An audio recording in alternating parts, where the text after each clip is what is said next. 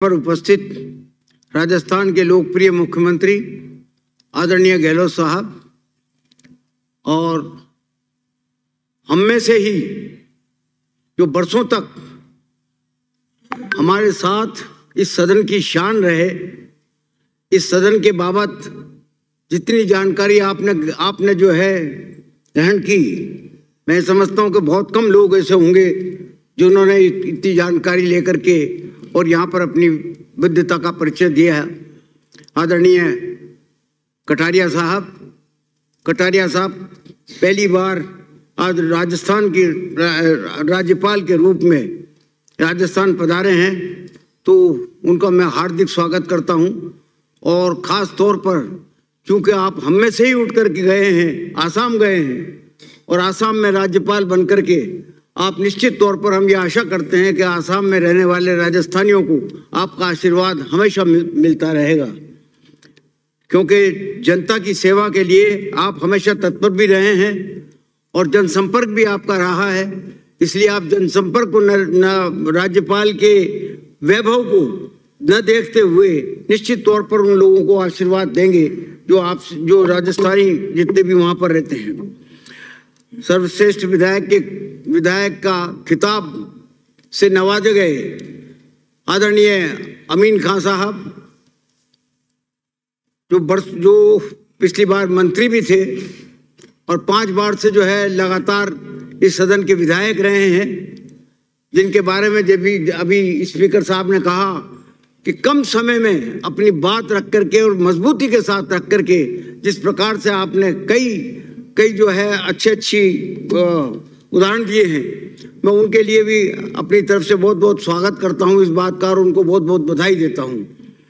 श्रीमती अनीता बघेल भी मंत्री रही, महिला और बाल विकास की आप सदस्य, वो शायद अध्यक्ष भी रही और 3 या 4 बार आप यहाँ की सदस्य भी रही।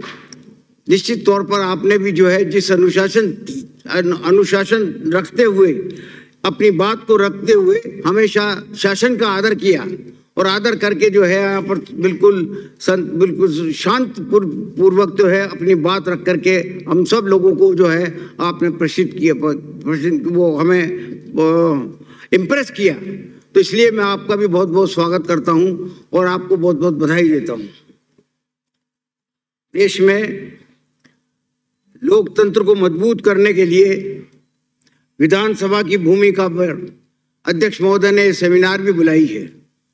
सेमिनार भी है, सम्मान भी है, उसके बारे में विस्तार से अपने विचार भी रखे हैं। लेकिन आज पार्लियामेंट में जिस तरीके के दृश्य देखने को मिलते हैं कि पार्लियामेंट को जिस प्रकार से म्यूट किया जा रहा है, ये स्थिति बड़ी खेदजनक और दुखद है। आज़ादी के अमृत महोत्सव के अवसर पर हम जनप्रतिनिधियों से ये अपेक्षा की जाती है कि वे लोकतंत्र को सुदृढ़ीकरण के लिए अपना योगदान दें, लेकिन जब हम योगदान नहीं दे पाते तो निश्चित तौर पर आलोचना के हम पात्र बन जाते हैं। संविधान के निर्माताओं ने जिस संसदीय प्रणाली को लेकर के लोक कल्याण का जो सपना देखा था, अगर हम उस सपने को साकार नहीं कर पाए या उन सपने के अनुसार हम नहीं चल पाए तो निश्चित तौर पर जो है ये लोकतंत्र आगे जाकर के खतरे में पड़ेगा। तो इसलिए हमें बड़ी सावधानी के साथ संविधान संविधान निर्माताओं के द्वारा जो संविधान बनाया गया है उसकी हूबहू पालना करने में और उसको ईमानदारी के साथ उसको लागू करने में अपनी भूमिका निभानी चाहिए।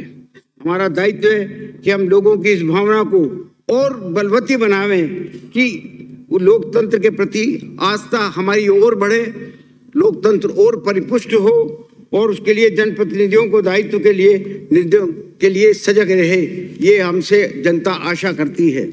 ये यदि विधायी सदन अपने कर्तव्यों का भली भांति निर्वहन नहीं कर पाएंगे तो संविधान का ढांचा चरमरा जाएगा। दूसरे अंग सीमाओं का अतिक्रमण करके लोकतंत्र के लिए करेंगे तो लोकतंत्र के लिए शुभ संकेत नहीं होगा। अमीन खान साहब 5 बार विधानसभा के सदस्य रहे, ये उनकी बहुत बड़ी उपलब्धि है। मैं कोटा का रहने वाला हूँ। कोटा में एक फैमिली है जो आप ही के क्षेत्र से काफ़ी 15-20 साल से कोटा में रह रहे हैं। एक बार जब उनसे मेरी बात हुई तो उन्होंने बताया कि अमीन साहब की लोकप्रियता न केवल अपने चुनाव क्षेत्र में है बल्कि बॉर्डर के दूसरी तरफ भी कई लोग आपके प्रशंसक हैं, जो आपके व्यवहार के प्रति और आपकी जनसेवा के प्रति और आपके कर्तव्यों को निर्वहन के प्रति जो है आपकी तारीफ करते हैं। मैं आपको बहुत बहुत बधाई देता हूँ, बहुत बहुत बधाई देता हूँ। और जो चयन समिति है, उन चयन समिति के सदस्यों को भी बहुत बहुत बधाई देता हूँ कि उन्होंने इस बार हमेशा की तरह इस बार भी जो है वो आपका जो है वो चयन किया सर्वश्रेष्ठ विधायक के बतौर जो है चयन किया। बहुत ही सरल स्वभाव और विधानसभा में अपनी बात रख करके आपने अपने आप को पुरजोर शब्दों में जो जनता की समस्याओं की पैरवी की है और उनके निराकरण के लिए जिस प्रकार से बात रखी है, कभी भी सदन के नियमों को आपने नहीं तोड़ा। सदैव आपने आसन का भी सम्मान किया। मैं आपको पुनः बधाई देता हूँ। इसी प्रकार बहन अनीता बघेल जो लगातार 4 दफे मेंबर रही है और आप भी कई बार मंत्री भी बनी तथा बच्चों और कल्याणकारी समिति की अध्यक्ष भी रही। सदैव आपने अनुशासन में रह करके जनता की मांग को और जनता की समस्याओं को यहाँ पर उठा करके उनके निराकरण के लिए हर संभव प्रयत्न किया। उसके लिए उनके समाधान के लिए पुरजोर पैरवी की। आप दोनों के लिए बड़े ही गर्व और सम्मान की बात है कि आज आपको सर्वश्रेष्ठ विधायक के खिताब से नवाजा गया है।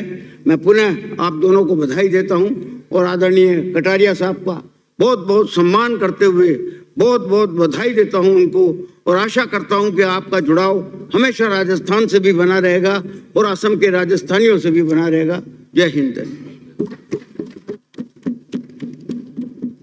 धन्यवाद।